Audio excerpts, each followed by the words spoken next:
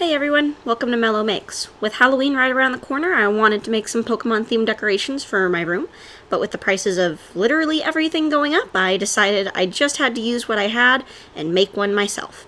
So, welcome to project number 3, crafting a Pokemon pumpkin patch. I'm going to start off by making just a few of the little Pokemon, like Pumpkaboo, Fungus, Shuppet, and I do make a few others off camera. I would love to show you how I sculpted these Pokemon, but unfortunately my camera was just having an off day. All the footage was blurry and not something that I wanted to burn your eyes with. So just have faith that I hand sculpted everything out of polymer clay and straight anxiety. With the Pokemon all finished up, I'm going to move on to making some pumpkins.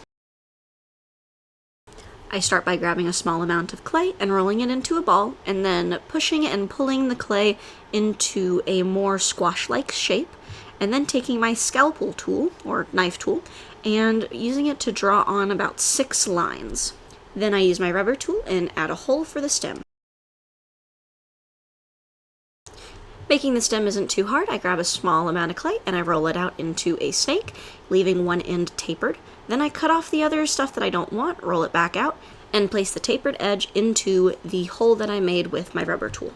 With a little bit more poking and pressing, voila, we have our first pumpkin. I went ahead and sculpted just a few more pumpkins, and then thought to myself, this is crazy. I'm going to go crazy if I have to make a bunch of pumpkins. So I had my mom 3D print me quite a few, and then we hand painted them.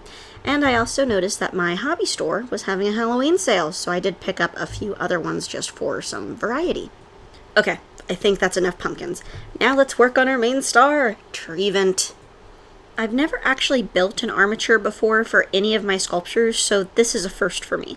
This is also the largest sculpture I've ever made, and I did not realize how difficult making an armature was going to be. Like seriously, other artists make this look so easy. But once I have the thick wire twisted into the shape that I want, I go ahead and add foil to bulk up the body. Then it's just a matter of slicing some clay off of my clay brick.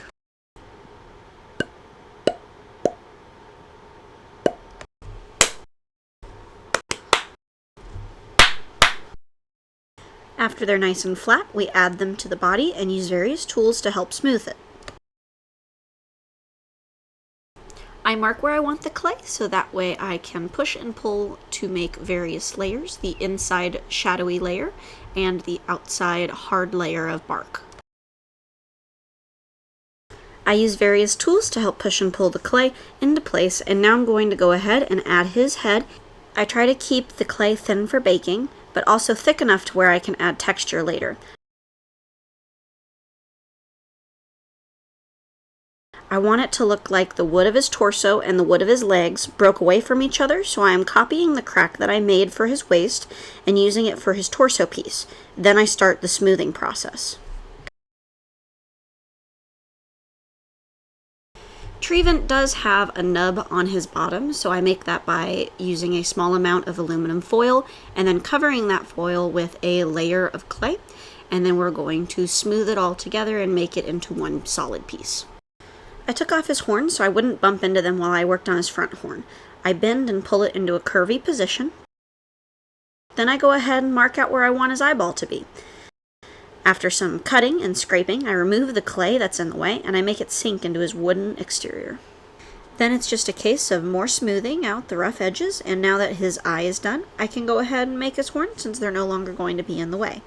His horns are made by 2 long cones that are pulled and pushed into a squiggly position, and then they are attached onto his head.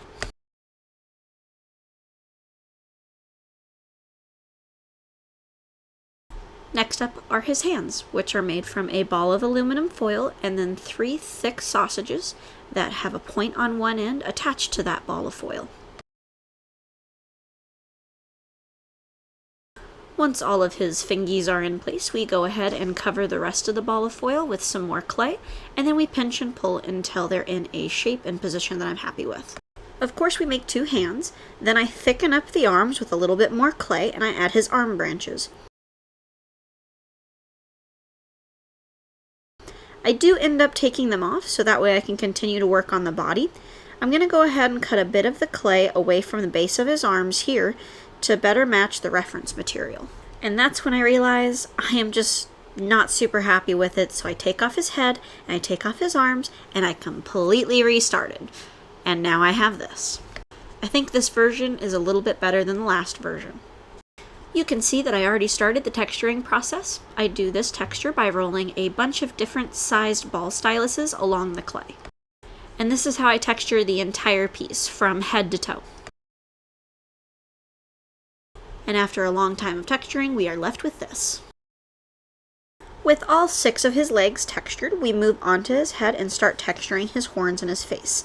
Then I'm going to move on to texturing his hands, fingers, and arms. And with all those layers sculpted, I'll go ahead and bake them, so that way when I move on to the chest, I won't ruin all of that hard work that I went through. Now I start to work on his upper arm section. I place clay on a piece of wire similar to his armature, and I wrap it around the metal. Then I take my scalpel tool and start making cuts along the edges. Now it won't be perfectly accurate to the video game models, I'm kind of just doing what feels right, and I'm liking how it's turning out so far. I repeat this process twice, one for each arm, and then I go ahead and texture each arm piece. I remove his forearm and go ahead and put the upper arm onto the wire. With both of his arms on, we go ahead and make his chest piece. I made his chest piece by wrapping a thick, flattened piece of clay around his torso, and then cutting it and adding the texture to it. Now I attach his head, carefully, by scraping the clay up or down, connecting his head to his neck. I would have liked to leave a wire going up into his head from his base, but I didn't plan well enough for that. I don't plan things anyway, but it is what it is. After his head is connected, we go ahead and press down all the little flaps of bark, but not all the way down. I want to make sure that it still looks like the wood got ripped, so I press it down into place, and then with that, he's been fully sculpted. Well, almost fully sculpted. Now it's time to figure out his hat. Yeah, no, I don't think that is the look that I'm going for. Nope, definitely not. How about just a bush? No, maybe more bushes. Yes, that'll fix the problem. Definitely. No, definitely not. So the process I landed on was to make cones of clay and put them into place, and then I take a sharp, pointy tool and some snakes of clay to connect all the pieces. Then I start poking the heck out of the cones, and poking and poking and poking. Lots of poking until we get this texture. This clip is on 500 times speed. I'm not lying when I say that this portion of the video probably took the longest amount of time, and the worst part about it was I wasn't even happy when it was over. I went ahead and actually made bigger cones, and then I did this entire process all over again. But still not happy with the texture, I resorted to taking a small pair of scissors and just cutting upwards to make the leafy top more pokey until I was finally happy with how it looked. With Treven sculpted, I go ahead and move on to making the shack that's going to be selling our pumpkins. This shack is made by the finest materials that the Dollar Tree could offer. The brown board that you see is actually an old clipboard that I pulled the clip off of, so I guess that just makes it a board. Then I grabbed some popsicle sticks, a cutting knife, and something I don't even use. I don't know why I brought that out. The square boards get cut into not so square boards to make the sides of the shack that I'll be fashioning together. It gets put together with painter's tape, hot glue, and a heck of a lot of hope. With our base expertly crafted, we go ahead and take the popsicle sticks and start breaking them into lots of different pieces and then pasting them on the sides. I make sure to frame out the window and add a little tabletop for making all those business transactions. Then I hot glue on the top and bring out trusty old cardboard. Cardboard has this perfect middle layer that is corrugated, which helps your packages get there safely, but in this case it's going to help me save money on not having to buy something special. So I go ahead and rip off one layer of it, leaving a little bit because, well, who doesn't just love free details? And totally not because I was lazy. Totally. I repeat this process twice so that way I can make it look like there are 2 layers of sheet metal as the roof. I was originally going to make the roof out of a tofu container, however, I didn't have enough plastic to achieve that dream. So instead, I take the tofu container and cut them into little pieces, and make it look like someone was trying to do patchwork onto our little dilapidated shack. Now I just need a way to sneak some horseshoes or rhinestones into this project. I had a few more boards in different orientations along the sides.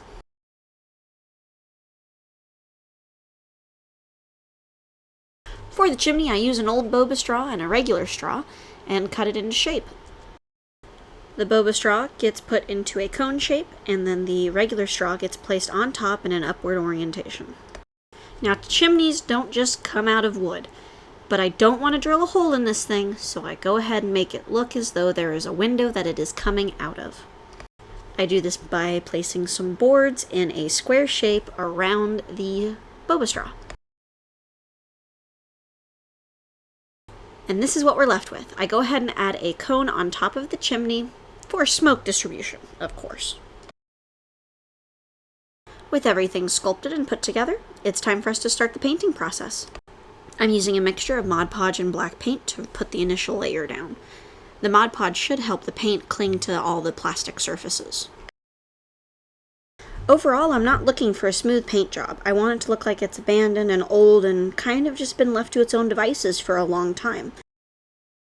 I take the same black paint and move on to Trevent. Using the black, I go ahead and paint his underbelly and his eye.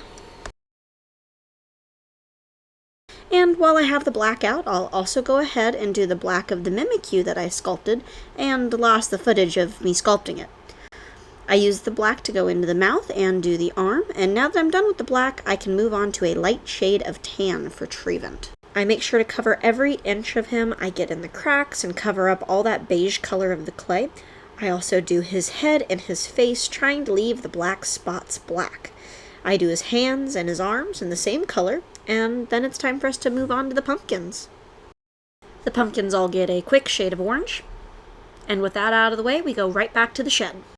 I'm loving how the shed is turning out, but I want to bring back some of that brown color that the black covered.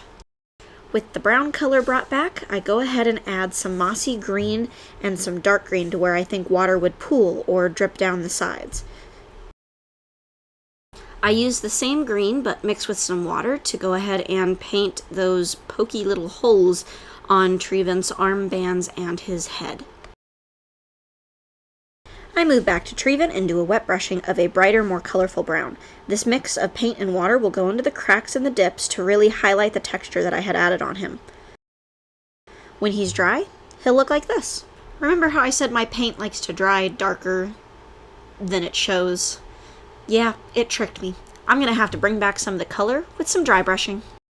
So I take my paintbrush and I dip it into the paint, and then I use a paper towel to get rid of as much of the paint as I can. Then I lightly brush the dry paintbrush all over the raised bumps on the bark.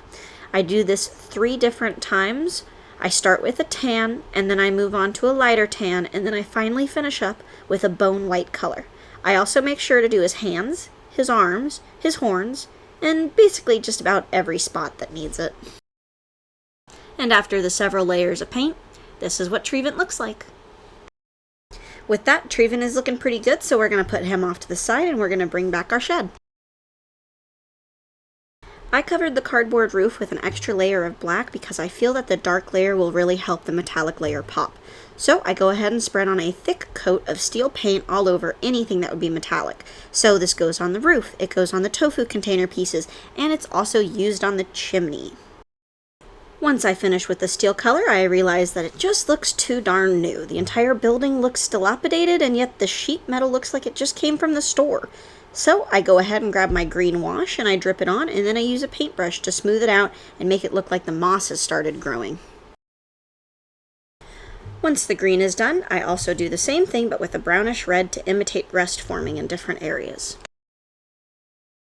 Remember those free details I didn't have to work very hard for? Well, now I'm going to go ahead and paint them. I'm trying to make it look like something probably got stuck on the roof, and now it's on there for good. I make sure to add a little bit of that rust color on the chimney as well. Moving back to Trevent's headpiece, I see that when it dried, it started showing off a little bit of those holes. Really don't want that, so I go ahead and grab a green wash, little bit more water down this time and just make sure that it all gets into all those little tiny holes. I noticed that there's the same issue with his hands as well, so I'm going to fix it here. This is another Pokemon that I lost the footage for, but I make a beautiful purple and go ahead and paint our little Ditto friend. Hey, stop running away from me. Stay still. Using the same purple but darkened, I go ahead and paint Shuppet. All of the other Pokemon got a white base coat, since their colors are a lot lighter, and I wanted to make sure that those colors would pop a little bit more. So I go ahead and paint the Mimikyu a light yellow color for his disguise, and then I use a toothpick to draw on his little squiggly eyes, mainly because I don't own a small enough paintbrush. However, I hope to get one very soon. Once his eyes are done, I move on to painting his orange cheeks and adding the black for the tips of his ears. Then I paint the tail a dark gray color. With that, all of the prep work is done, and we can go ahead and put this thing all together. I'd like to take this moment to thank everyone who made it this far into the video.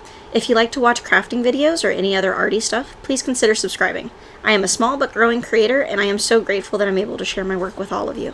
Thank you so much for watching.